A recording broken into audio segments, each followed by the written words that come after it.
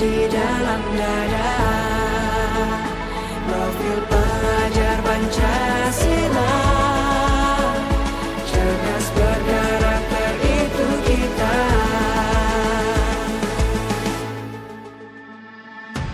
Beriman dan bertakwa pada Tuhan yang Maha Esa. Berakhlak mulia, berkebinekaan global kita. Gotong royong, berjiwa mandiri, berpikir kreatif dan bernalar kritis.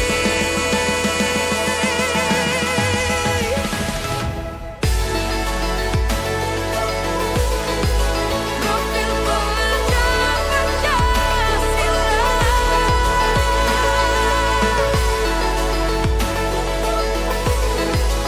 Profil pelajar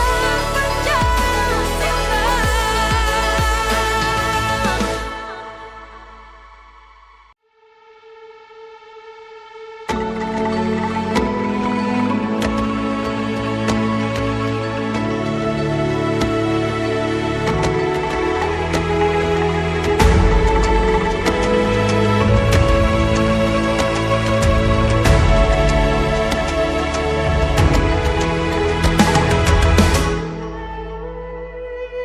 Ayo memilih apa yang kau suka. Merdeka belajar wujud yang nyata. Raih mimpimu juga cita-cita. Generasi emas Indonesia.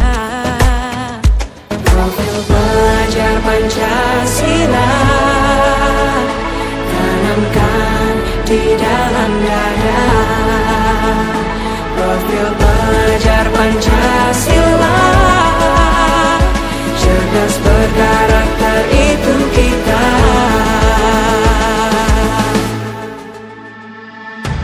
Beriman dan bertakwa pada Tuhan yang Maha Esa.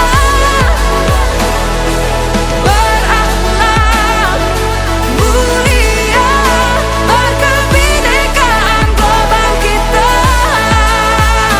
Gotong royong, berjiwa mandiri, berpikir kreatif dan bernalar kritis.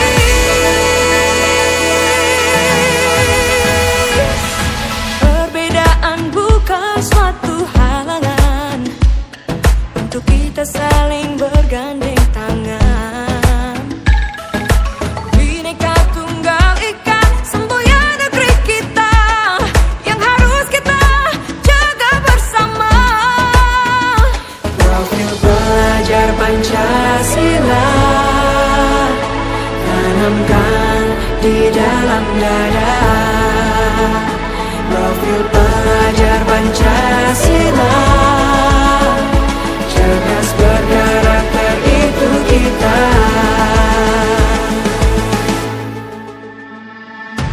Beriman dan bertakwa pada Tuhan yang Maha Esa. Berakhlak mulia, berkebinekaan global kita.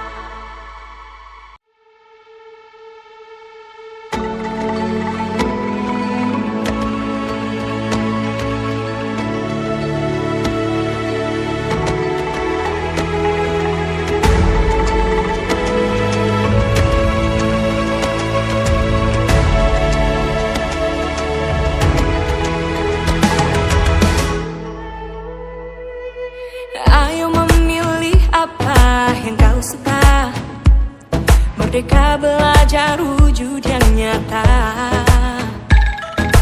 Raih mimpimu juga cita-cita generasi emas Indonesia. Profil pelajar Pancasila tanamkan di dalam dada. Profil pelajar Pancasila, cerdas berkarakter itu kita.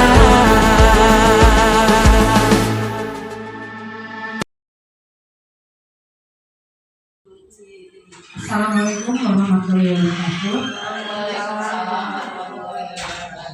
Selamat siang Bapak Ibu Guru. Salam guru penggerak, bergerak dan menggerakkan. Salam bahagia dari saya, Nayuri Arnaliza, JGP Angkatan 11, SD Negeri 2 Sekolah Midir Bandar Lampung.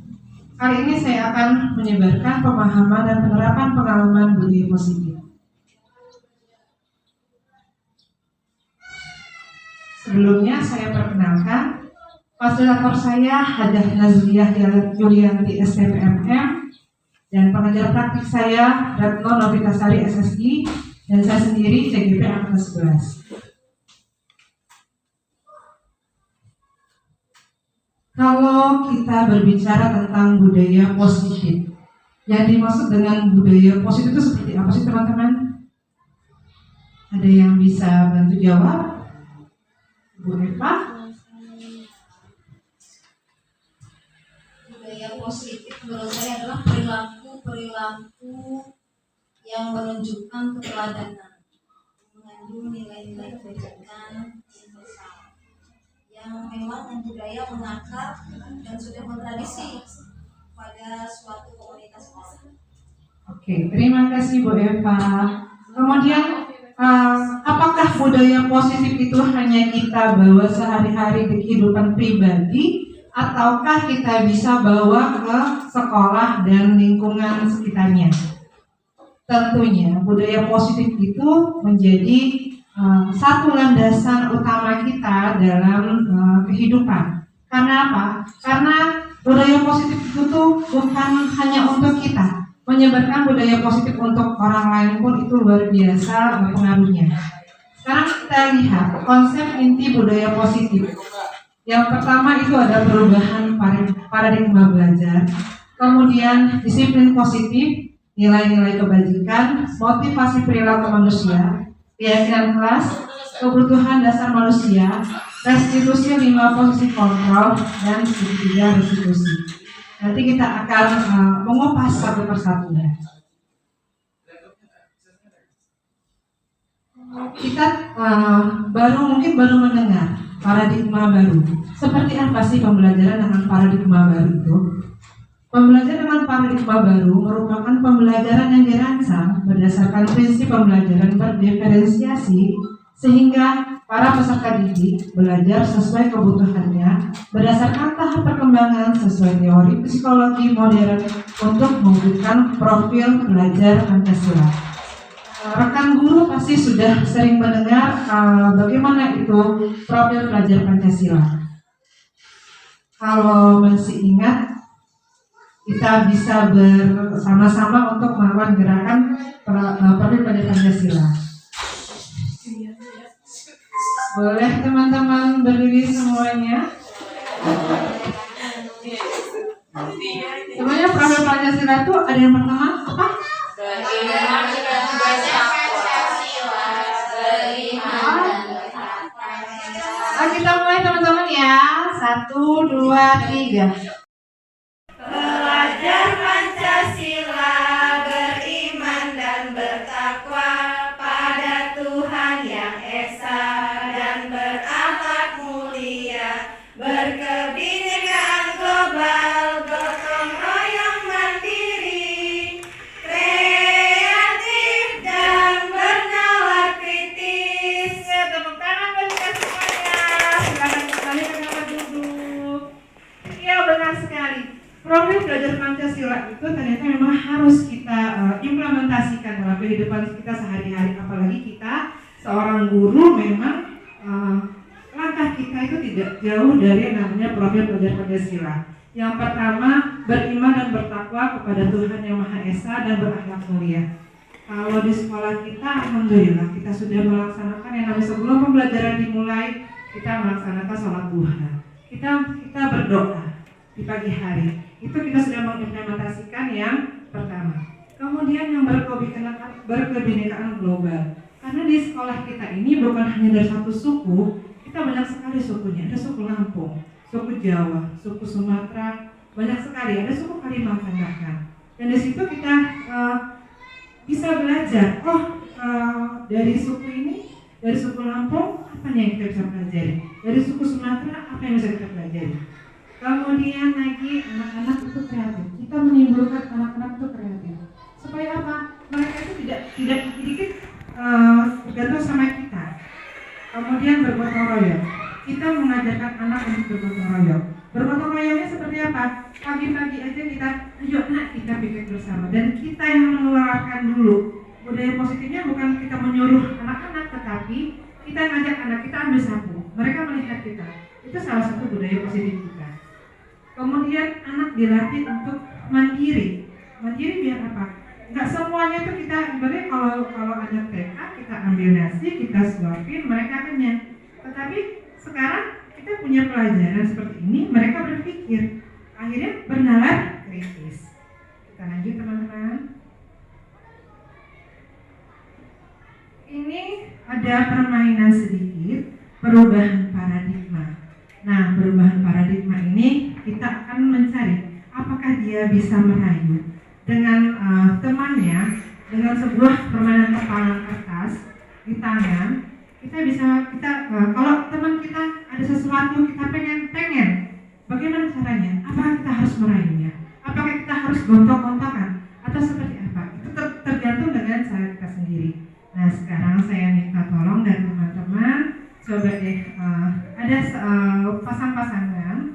Salah satu teman yang memegang kertas dan menuliskan benda paling berharga, benda yang sangat berharga bagi teman-teman. Salah satu saja.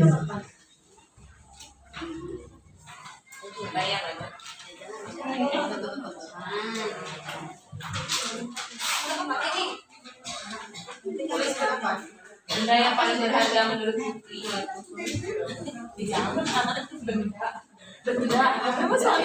Satu benda yang sangat berharga bagi kita. Independen. Uang boleh banget. Oh, lalu uang. Satu saja benda yang sangat paling berharga.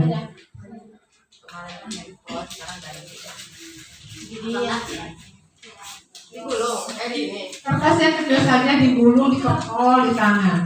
Salah satu saja di antara teman kita. Ya Putri aja.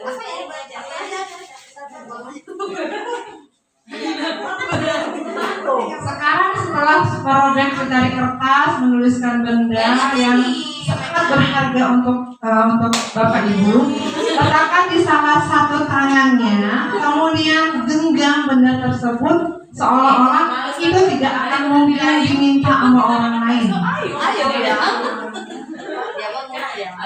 Oke?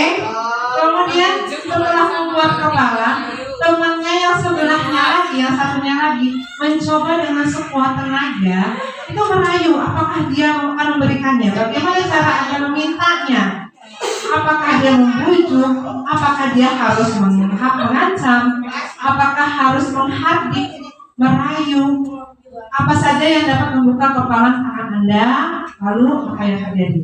Coba sekarang kita praktekkan ya teman-teman. Putri. Boleh nggak sih? Buat saya jemput. Boleh bilang. Adalah siapa berharga bagi Anda. Berharga. 2.000 ya?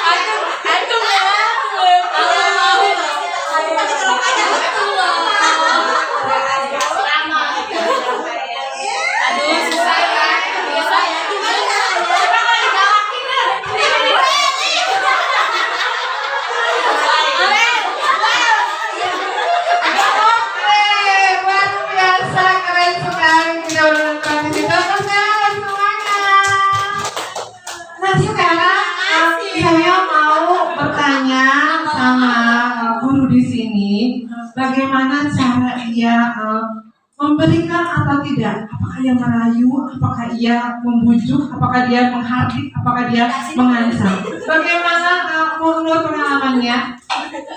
Menurut saya sulit ya, tidak itu berharga. Sulit didapatkan. Tadi Bu Edi dirayu nggak mau. Terus dia tanya gitu. Terus saya galakin juga nggak mau.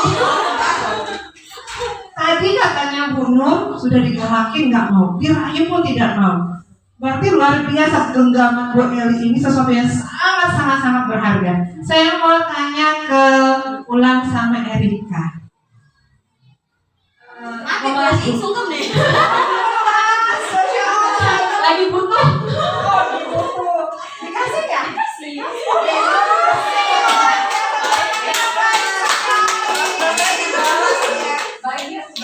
Kalau tadi saya lihat Bu Septi sama Bu Ani. Tadi tuh sebenarnya Bu Ani boleh lihat nggak contekannya tuh sebenarnya apa? Barang berharganya dompet. Barang berharganya dompet. Oh, ada isinya nggak Bu Ani? Ada isinya ternyata. Terus dikasih nggak tuh sama Bu Septi? Kenapa? Ya, itu barang berharga bagi saya.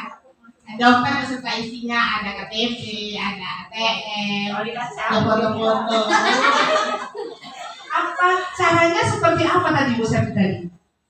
Pertama caranya halus, lama-lama ada kasar. Dan mengancam. Mengancam, awalnya dia sangat baik, kemudian lama-lama mengancam. Nah, sekarang kita lihat ke slide selanjutnya. Di sini kita lihat miskonsepsi tentang teori kontrol. Ternyata kita selama ini kita salah dengan teori kontrol kita. Kita punya ilusi guru mengontrol murid. Kamu harus ikut apa kata ibu. Kemudian lagi ilusi bahwa semua penguatan positif efektif dan bermanfaat. Ilusi bahwa kritik membuat rasa bersalah dan mampu menguatkan karakter. Ilusi bahwa orang dewasa berhak memaksa. Nah, salah satunya tadi yang kita lakukan adalah ilusi bahwa orang dewasa berhak memaksa. Berhak memaksa itu seperti apa? Cepat kerjakan sekarang tugasnya, kalau tidak ibu hukum. Itu salah satu dari ilusi bahwa anak dewasa berhak memaksa dan ilusi bahwa kritik membuat rasa bersalah dan mampu menguatkan karakter. Kita lanjutkan. Ternyata mengubah paradigma stimulus respon ke pendekatan teori kontrol ini kita ada dua, stimulus respon dan teori kontrol. Realitas kebutuhan kita sama, tetapi menurut teori kontrol kita berbeda. Kemudian semua orang melihat hal yang sama, tetapi menurut teori kontrol setiap orang memiliki gambaran yang berbeda. Selanjutnya kita mencoba mengubah orang agar berpandangan sama dengan kita. Tetapi ternyata di teori kontrol kita berusaha memahami pandangan orang lain tentang dunia. Perilaku buruk dilihat sebagai suatu kesalahan. Ternyata di teori kontrol semua perilaku memiliki tujuan. Orang lain bisa mengontrol saya, tetapi tidak di teori kontrol, karena hanya Anda yang bisa mengontrol diri Anda. Seperti permainan tadi, kamu yang bisa mengontrol diri kamu, apakah akan kamu berikan atau tidak. Saya bisa mengontrol orang lain, Anda tidak bisa mengontrol orang lain. Pemaksaan ada pada saat bujukan gagal, seperti tadi yang contoh Bu Septi sama Bu Andriani ya. Awalnya baik, lama-lama dia kejam, terlalu kejam. Tetapi ternyata di teori kontrol, kolaborasi dan konsensus menciptakan pilihan-pilihan baru. Dia bagaimana caranya? Supaya memberikan, apakah dia dirayu, apakah dia dibujuk, itu banyak sekali dengan kalau kita mau berkolaborasi, mau bekerja sama seperti tadi Bu Ulan sama Bu Erika, akhirnya memberikan. Karena apa? Karena dengan teori-teori dia punya kolaborasi yang baik sehingga dia memberikan. Kemudian model berpikir menang atau kalah. Tetapi teori kontrol bilang model berpikir menang, win to win. Selanjutnya, disiplin positif. Saya sendiri kadang-kadang masih berpikir Apa sih itu disiplin positif? Disiplin berasal dari kata disiplina yang artinya belajar. Disiplin mengacu pada disiplin diri yang memiliki tanggung jawab terhadap apa yang dilakukannya berdasarkan nilai yang diyakini. Disiplin positif merupakan salah satu cara penerapan disiplin yang bertujuan untuk menumbuhkan kesadaran serta memberdayakan peserta didik tanpa imbalan penghargaan, reward, ancaman, atau hukuman. Selama ini kalau kita pikir memberikan reward untuk anak itu supaya memberikan motivasi kepada anak. Ternyata setelah mempelajari modul disiplin positif ini salah. Saya sendiri, saya merasa saya menyiapkan reward untuk siswa saya. Ternyata ini salah. Karena apa? Nanti akan kita bahas. Sebagai pendidik, tujuan kita adalah menciptakan peserta didik yang memiliki disiplin diri sehingga mereka berperilaku mengacu pada nilai-nilai kebajikan universal dan memiliki motivasi intrinsik dalam perubahan perilaku ke arah yang lebih baik.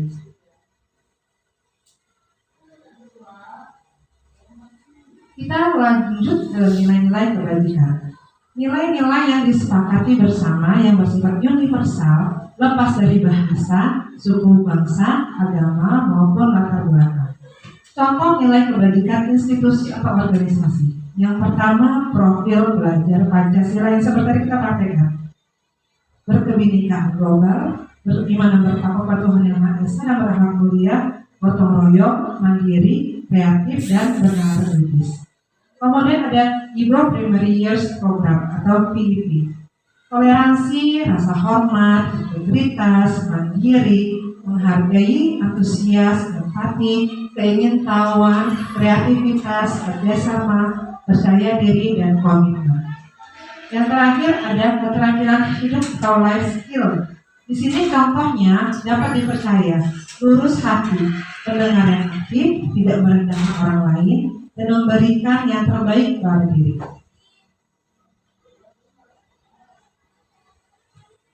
Ada 3 motivasi perilaku manusia. Kenapa hanya 3? Mungkin kita akan mengembangkan nanti. Yang pertama, motivasi perilaku manusia itu untuk menghindari ketidaknyamanan atau hukuman. Yang kedua, untuk mendapatkan imbalan, penghargaan dari orang lain. Yang terakhir, untuk menjadi orang yang mereka inginkan dan menghargai diri sendiri dengan nilai-nilai yang mereka percayai. Keyakinan kelas. Sebelumnya kita tidak pernah membuat keyakinan kelas. Apa sih itu keyakinan kelas? Kenapa harus keyakinan kelas? Kenapa tidak peraturan kelas? Kenapa? Ada yang bisa jawab? Kenapa harus keyakinan kelas sih? Kenapa bukan peraturan? Kalau dulu kan peraturan, tata tertib. Kalau sekarang kenapa harus dibuat keyakinan kelas? Bukan peraturan. Ada yang bisa jawab? Bantu jawab. Baru.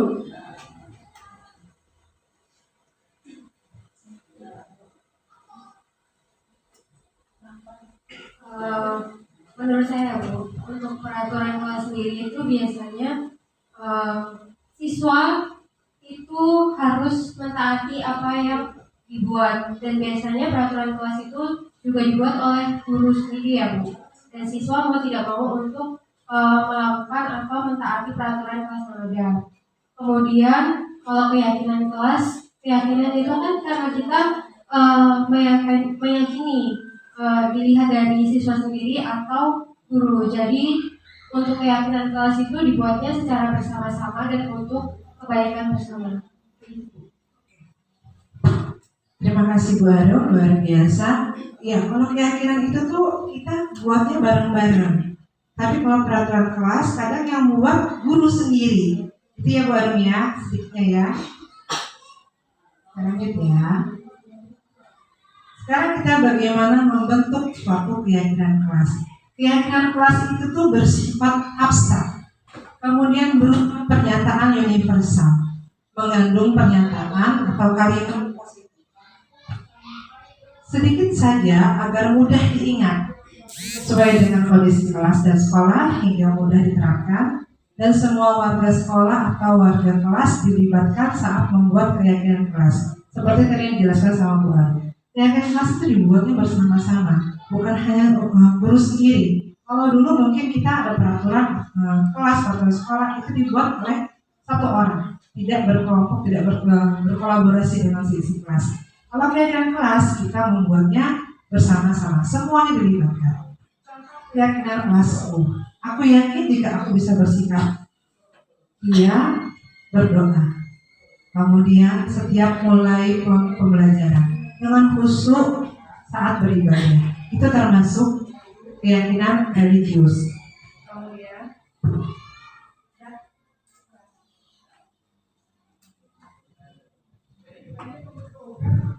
Kemudian saat datang tepat waktu. Setiap pagi dia ke kelas dan setelah beristirahat.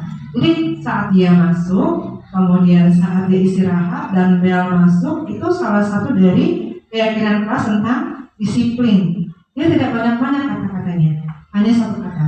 Kemudian bertanggung jawab. Saat apa? Saat dia mengerjakan tugasnya. Kemudian tugas itu bukan hanya PR, tetapi tugas itu yang di sekolah ataupun tugas dia sebagai pelaksana piket hari itu. Kemudian mandiri. Mandiri ini dalam menyelesaikan tiap tugas dan diselesaikan tepat waktu.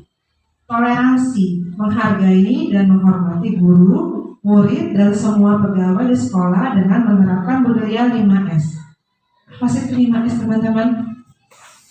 Senyum, sapa, salam, sopan, dan santun. Kemudian, tapi sekarang ini ada 6S. Nanti ya, gotong royong, terakhir gotong royong itu menjaga kebersihan kelas, keindahan dan kerapihan kelas. Ini disepakati oleh seluruh keluarga kelas.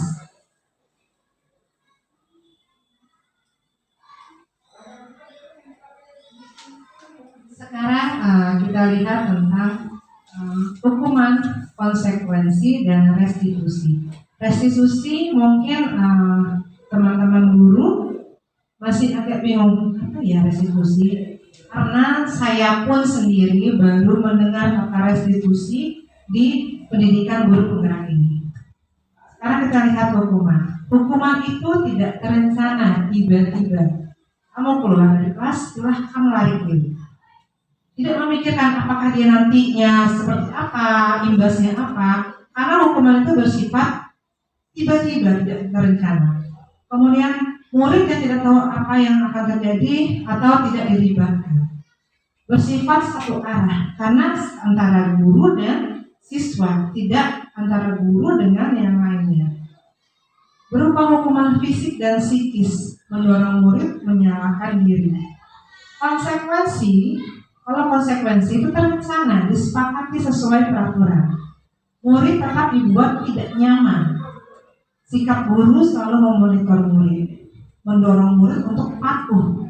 Selama ini mungkin kita lakukan hukuman dan konsekuensi, namun tidak dengan restitusi. Bagaimana dengan restitusi?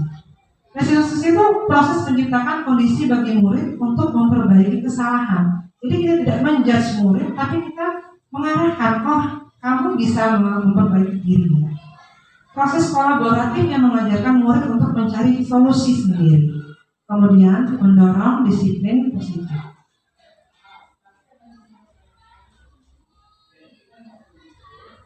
Kebutuhan dasar manusia. Kebutuhan dasar manusia itu sebelumnya seperti apa sih kebutuhan dasar manusia itu? Kemudian boleh? Terima kasih Bu Rike. Menurut saya kebutuhan dasar manusia biasanya yang kita ketahui selama ini, misalkan kita ingin yang seperti apa, misalkan kita butuh kasih sayang, butuh makan atau minum, ataupun kita butuh pengakuan. Pengakuan dalam hal ini menurut saya mungkin anak-anak itu kalau di kelas misalnya merasa oh saya ini yang paling pinter, atau saya ini yang paling hebat, atau saya yang paling apa. Menurut saya itu saja sih Bu Rika. Terima kasih Bu Dian, salah satu senior saya di DP. Lebih paham daripada saya karena saya baru mulai juga. Di sini Ternyata memang benar, kebutuhan dasar manusia itu bukan hanya banyak sekali yang disebutkan Bu Dia tadi, kebutuhan untuk makan, minum, pengakuan, kemudian banyak ya Bu Dia ya. Nah sekarang kita lanjutkan kebutuhan dasar manusia. Kebutuhan dasar manusia adalah segala sesuatu yang kita lakukan untuk mendapatkan apa yang kita inginkan. Seluruh tindakan yang kita lakukan memiliki tujuan tertentu, dan semua usaha terbaik yang kita lakukan adalah dalam rangka agar kebutuhan dasar kita terpenuhi. Ada 5 kebutuhan dasar manusia yang disebutkan tadi sama Bu Dian, 3 diantaranya. Yang pertama bertahan hidup. Bertahan hidup tadi seperti makan, minum, pakaian, tempat tinggal, keamanan, kesehatan, itu termasuk dari bertahan hidup. Kemudian kasih sayang dan rasa diterima. Rasa diterima dipedulikan, berbagi, kerjasama, menjadi bagian dari kelompok. Kemudian lagi kebutuhan dasar selanjutnya ada penguasaan, harga diri, keinginan untuk dianggap, memimpin, berprestasi, diakui, didengar. Jadi di sini banyak sekali contoh yang kita realita di kelas kita ya. Kemudian kebebasan, mandiri, memiliki pilihan, mencoba hal baru, mampu mengendalikan arah dirinya. Dan terakhir kesenangan, bermain, humor, antusiasme, tertawa. Di sini kesenangan. Kadang-kadang anak itu tuh usil. Anak itu usil kenapa? Dia kebutuhan dasar dia adalah kesenangan. Menurut dia senang usilin orang. Itu salah satu dari kebutuhan dasar manusia. Di sini ada studi kasus Ibu Ambar, guru wali kelas 2A di SD Pelita Hadi, sedang bingung menghadapi ulah salah satu murid di kelasnya, Doni. Beberapa anak di kelas 2A telah datang padanya dan mengeluhkan Doni yang seringkali meminta bekal makan siang mereka dengan cara paksa. Jika Anda menghadapi situasi seperti Ibu Ambar, apa yang akan Anda lakukan? Menurut Anda, kira-kira apa alasan Doni melakukan itu? Jadi Bu Ambar ini nih banyak yang mengeluh. Ternyata salah satu siswanya bernama Doni ini luar biasa. Dia suka maksa temannya untuk memberikan makan, jatah makan siangnya kepada Doni. Nah menurut kita tuh apa sih yang harus kita lakukan sebagai guru? Kita memposisikan diri kita sebagai Bu Ambar. Apa yang harus kita lakukan? Bu Deli, boleh? Dasar apa yang ditentukan?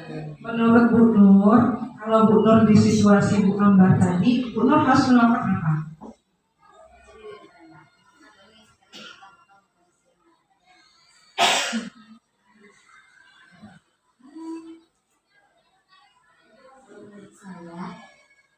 Saya kebutuhan dasar yang diinginkan oleh si Doni adalah ya dia bertahan hidup, terus dia juga butuh kasih sayang di situ, kemudian dengan cara paksa ya di situ masalah. Terima kasih Bu Nur. Tapi kalau seandainya kita sebagai gurunya, sebagai memposisikan sebagai Bu Ambar, sebagai Bu Ambar, apa sih yang harus kita lakukan pertama kali itu seperti apa, Bu Septi? Jangan kaget. Kalau saya sebagai Ibu Ambar, saya menasihatinya dengan Doni ya, agar tidak mau memaksa bekal makan siang temannya. Terus Doni juga bawa sendiri dari rumah makan. Terima kasih Bu Septi. Ya, memanggilnya dulu ya. Panggil dulu, kita jalan berbicara 4 mata. Kenapa sih Mas? Kemudian baru kita nasehatin ya, Bu Septi ya. Baru nasehatin bawa sendiri ya, kayak di rumah. Seperti itu ya. Di sini kita mempunyai 5 posisi kontrol restitusi. Yang pertama itu guru sebagai penghukum. Kemudian guru sebagai pembuat merasa bersalah. Ketiga, guru sebagai teman. 4, guru sebagai pemantau. Dan 5, guru sebagai manajer. Teman-teman biasanya itu memposisikan diri itu sebagai apa? Kalau saya sendiri, saya sedikit bercerita. Kalau saya mungkin di awal sebelum saya belajar tentang disiplin positif, saya di sini sebagai penghukum dan sebagai teman. Saya sebagai penghukum. Saya penghukum kenapa? Kalau anak tidak membuat tugas, saya memberikan dia hukum. Ternyata di sini banyak sekali pelajarannya. Dan ini mungkin mudah-mudahan menjadikan motivasi teman-teman untuk ikut CGP, belajar CGP itu seperti apa, luar biasa ilmunya, seperti yang saya dapatkan sekarang.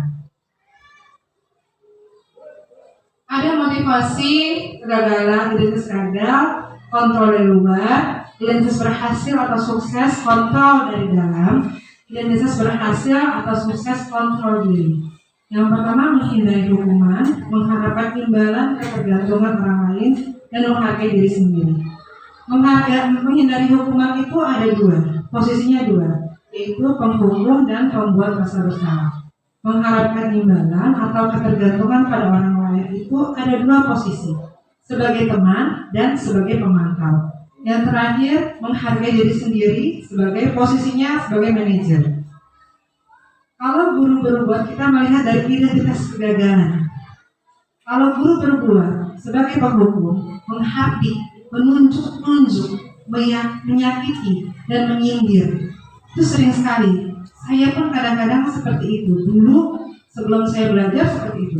Saya kadang-kadang menghardik, anak menyakiti dengan kata-kata halus, kemudian menyindir. Namun sekarang kita sudah mudah-mudahan lebih baik. Kemudian dari pembuat rasa bersalah, guru itu berbuat menceramah, mengatakan seharusnya ibu kecewa.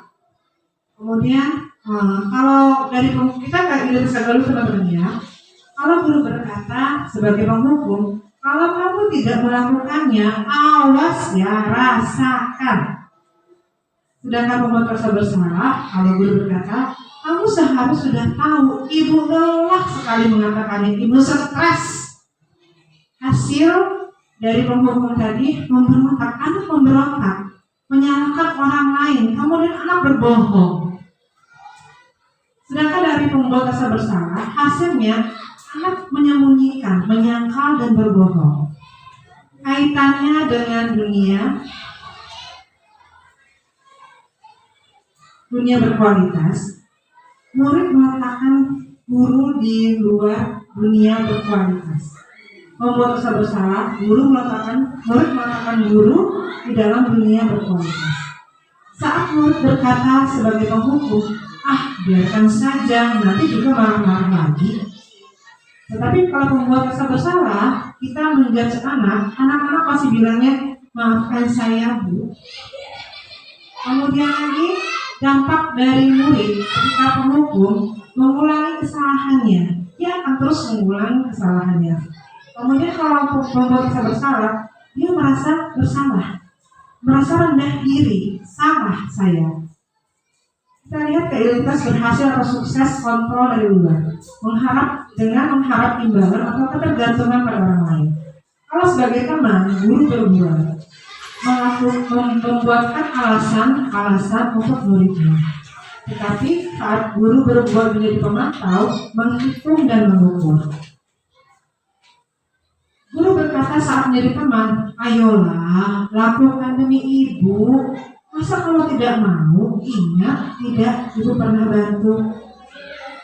Kalau memantau, apa peraturannya? Hasilnya, kalau menjadi teman, anak-anak ketergantungan. Kemudian sebagai pemantau menyesuaikan diri bila diawasi. Jadi kalau diawasi baru mereka mengerjakan. Tapi kalau diawasi mereka suka-suka. Kaitan dengan dunia berkualitas, untuk menjadi teman, murid meletakkan guru sebagai orang yang sangat penting di dunia berkualitas. Sebagai pemantau, murid meletakkan guru, peraturan, dan hukum di dunia berkualitas. Murid berkata sebagai teman,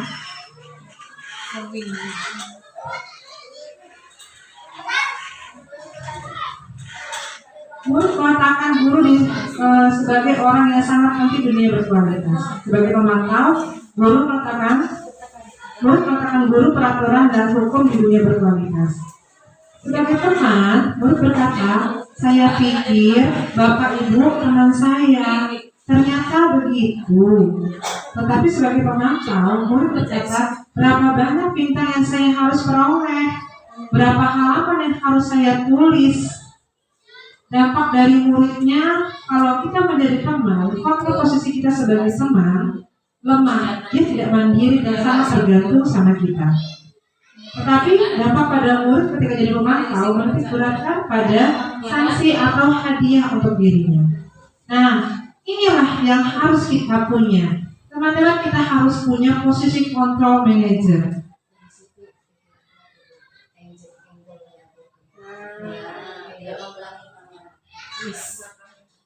Yang kita harus punya itu adalah posisi manajer. Di sini kita lihat, guru berbuat mengajukan pertanyaan-pertanyaan. Guru berkata, apa yang kita yakini? Apa yang bisa kau kerjakan untuk memperbaiki masalah ini? Hasilnya menguatkan pribadi. Kemudian kaitan dengan dunia berkualitas, murid meletakkan dirinya sebagai individu yang positif dalam dunia berkualitas. Sebagai posisi manajer, murid berkata, bagaimana caranya saya bisa memperbaiki keadaan? Dampak pada murid, mengevaluasi diri, bagaimana cara memperbaiki diri. Contoh penerapan 5 posisi kontrol. Kasusnya pada saat upacara bendera, ada murid yang tidak memakai atribut lengkap. Ini kejadian saya sendiri ya. Sebagai penghukum, setiap upacara tidak memakai atribut lengkap, hormat bendera selama 1 jam. Sebagai penghukum, sebagai perempuan rasa bersalah, berapa kali ibu harus memberitahu kamu selalu saja mengecewakan ibu. Sebagai teman, ayo dong, ikuti aturan sekolah, tolong bantu ibu. Ya, sekali ini saja. Ya sudah, tidak apa-apa. Lain kali jangan sampai seperti ini lagi ya. Itu dari 3 posisi: penghukum, merasa bersalah, dan teman. Sekarang kita lihat kasus tadi, tapi dengan posisi pemantau dan manajer. Kalau pemantau, kamu sudah melanggar peraturan sekolah. Kamu tahu konsekuensinya. Setelah upacara, kamu buat beli atributnya di koperasi dan jangan diulangi lagi. Tapi sebagai manajer, ini yang harus kita ikuti, posisi manajer seperti ini. Apakah kamu tahu kesalahanmu? Kira-kira bagaimana kamu memperbaiki kesalahanmu?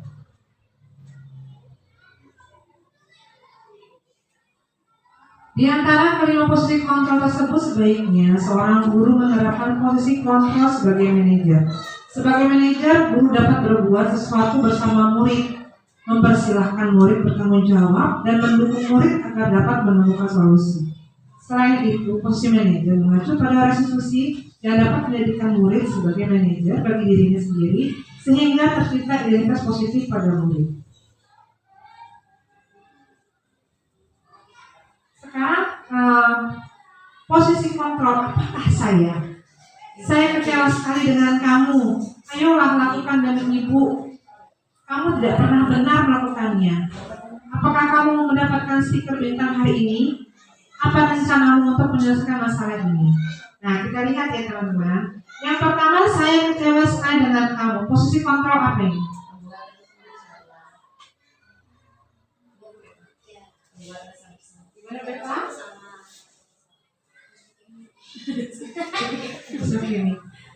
Posisi kontrolnya apa tuh Beva?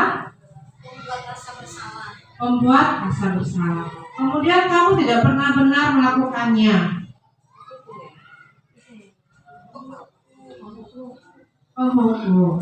Ayolah lakukan demi ibu. Apakah kamu mau mendapatkan stiker bintang hari ini? Pemantau.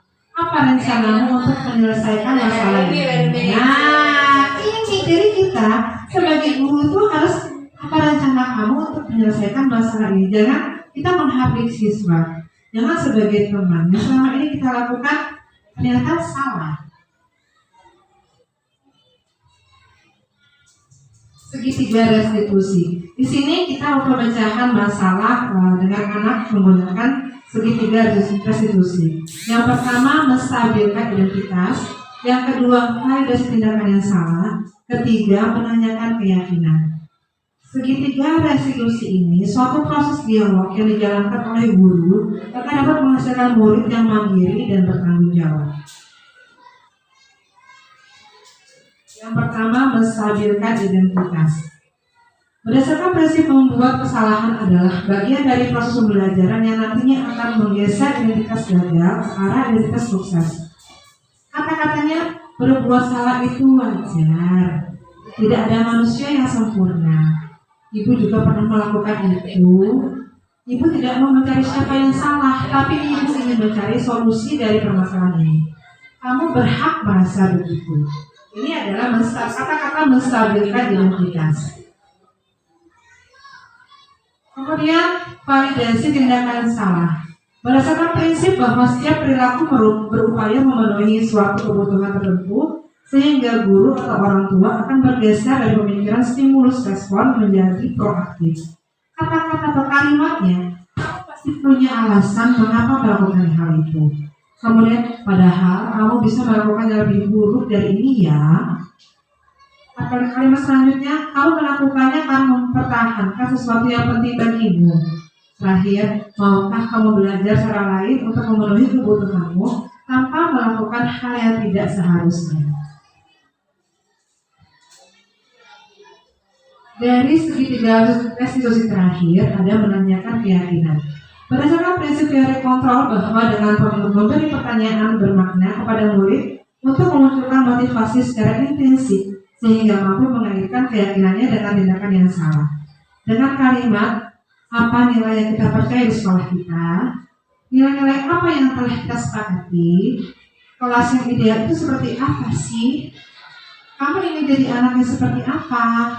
Apa yang kamu rasakan ketika melakukan hal tersebut? Ini contoh penerapan segitiga restitusi yang saya pelajari, yang saya lakukan. Berikut adalah contoh penerimaan segitiga restitusi yang sudah saya lakukan. Begitu masih di kelas, kami sudah sama Fitri. Saya mengantuk. Jam berapa kamu tidurnya? Saya tidur jam 12 malam. Saya menonton bola semalam, Bu. Wah, kami senang sekali ya kamu menonton bola. Iya, Bu, benar sekali. Tapi kalau kamu tidur-tiduran di kelas pelajaran, apakah kamu itu sudah sesuai dengan keyakinan kelas yang sudah kita buat? Maaf ya, Bu. Saya melanggar keyakinan kelas kita.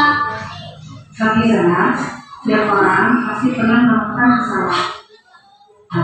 Tapi Ibu yakin, Sakira pasti bisa berubah.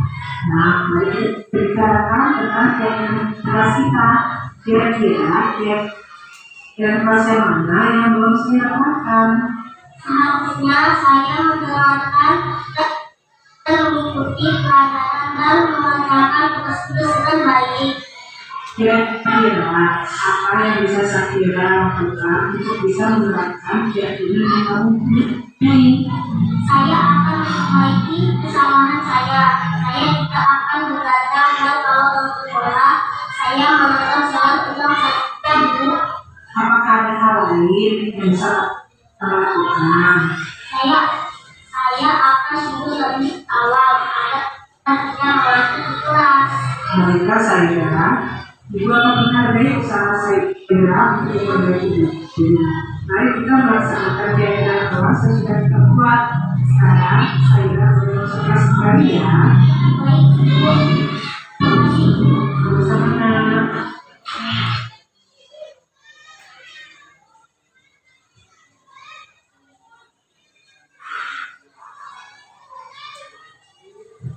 Terima kasih teman-teman. Jadi dari video sebelumnya itu, maka kita dapat simpulkan kalimat menstabilkan identitas Sakira. Setiap orang pasti pernah melakukan kesalahan. Itu kalimat menstabilkan identitas. Kemudian kalimat validasi tindakan yang salah, tapi ibu yakin kamu pasti bisa memperbaikinya.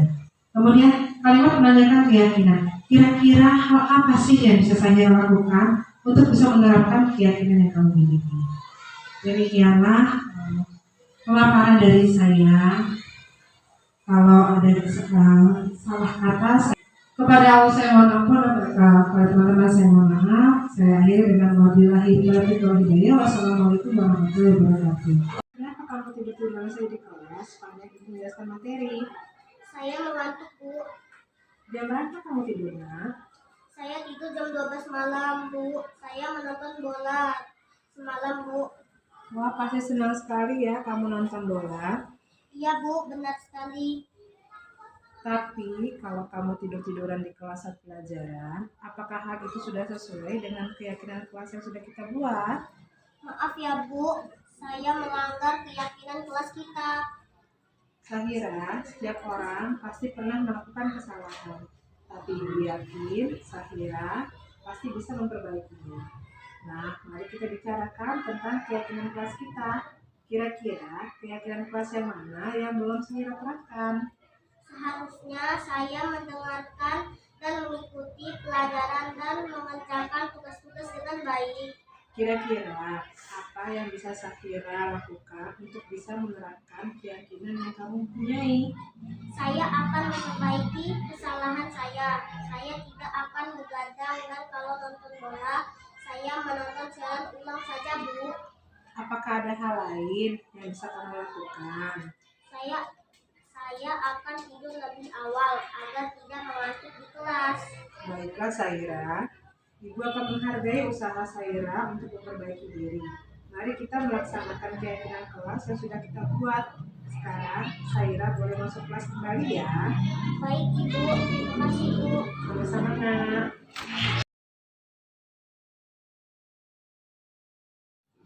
Bismillahirrahmanirrahim. Assalamualaikum warahmatullahi wabarakatuh. Kami pun saya Maulidin Hadri, Kepala SD Negeri 2 Segalamider, Kecamatan Langkapura, Kota Bandar Lampung. Pada kesempatan ini saya menyampaikan bahwa baru saja Ibu Nyayu Rike Ameliza, calon guru penggerak angkatan 11 dari SD Negeri 2 Segalamider, Kecamatan Langkapura, Kota Bandar Lampung, telah menyampaikan diseminasi tentang budaya positif di lingkungan dan warga sekolah, khususnya Dewan Guru SD Negeri 2 Segalamider. Pada kesempatan ini saya mengambil kesimpulan bahwa segitiga restitusi yang Ibu Nyayu Rike Ameliza sampaikan, yang ada 3 komponen. Yang pertama, menstabilkan identitas, kemudian yang kedua, validasi tindakan yang salah, dan yang ketiga, menerapkan keyakinan kelas. Menurut saya, Ibu Nyayu Rike Ameliza telah menerapkan segitiga restitusi di kelas yang dia ampu atau di kelas 5A. Alhamdulillah telah banyak siswa-siswa yang mengalami masalah tentang kedisiplinan, yang tentang disiplin positif. Alhamdulillah telah Ibu Nyayu Rike Ameliza telah membantu menyelesaikan permasalahan yang sebagaimana yang telah dia diseminasikan. Dalam kesempatan ini saya selaku kepala sekolah mendukung tindakan-tindakan yang dilakukan oleh Ibu Nyayu Rike Ameliza. Semoga guru-guru di SD Negeri 2 Segalamider dapat menerapkan segitiga restitusi yang telah Ibu Nyayu Rike Ameliza sampaikan dalam diseminasi di ruang belajar tadi, dan semua dewan guru warga sekolah dapat menerapkan segitiga restitusi tersebut, sehingga semakin banyak guru-guru yang dapat menyelesaikan masalah siswanya tanpa memberikan hukuman, tanpa memberikan ancaman kepada peserta didik itu. Ini semua dapat dilakukan dalam rangka untuk mensukseskan pembelajaran yang berpihak kepada murid. Sukses terus untuk Ibu Nyayu Rike Ameliza. Assalamualaikum warahmatullahi wabarakatuh. Warahmatullahi wabarakatuh. Perkenalkan, saya Eva Kurniasi. Saya adalah rekan sejawat dari Ibu Nyayu Rike Ameliza. Barusan saya mendapatkan pengalaman belajar, yaitu diseminasi nilai budaya positif yang disampaikan oleh Bu Rike. Dalam hal ini sangat membuka wawasan para peserta, khususnya guru, akan pentingnya membudayakan nilai-nilai positif di lingkungan sekolah. Dan budaya positif itu berasal dari budaya baik, nilai-nilai positif yang ada di lingkungan sekolah. Dan itu bukanlah semata-mata berasal dari guru, tetapi adalah kesepakatan semua pihak. Dan kami mendapat pelajaran bahwa posisi yang paling baik dalam hal mengontrol nilai-nilai positif adalah posisi sebagai manajer. Oleh karena itu, mulai saat sekarang kami berusaha menempatkan posisi sebagai manajer dalam mengontrol perilaku-perilaku di sekolah. Demikian dari saya. Assalamualaikum warahmatullahi wabarakatuh. Assalamualaikum warahmatullahi wabarakatuh. Perkenalkan, saya Dian Sesa, rekan sejawat dari Ibu Nyayu Rike Ameliza, CGP Angkatan 11 Kota Bandar Lampung. Barusan saya dapat pengalaman belajar tentang diseminasi budaya positif. Yang disampaikan Ibu Rike sangat membuka wawasan peserta, khususnya Dewan Guru, akan pentingnya menerapkan budaya positif di lingkungan sekolah. Salah satu budaya positif yang akan saya terapkan yaitu membuat keyakinan kelas, di mana keyakinan kelas merupakan nilai-nilai dan prinsip yang disepakati bersama antara guru dan siswa untuk melakukan interaksi di dalam kelas, di mana keyakinan kelas itu merupakan kesepakatan antar guru dan murid agar bisa dipatuhi bersama guna kelancaran proses pembelajaran. Demikian yang dapat saya sampaikan. Wassalamualaikum warahmatullahi wabarakatuh. Ayo memilih apa yang kau suka, merdeka belajar wujud yang nyata. Raih mimpimu juga cita-cita, generasi emas Indonesia.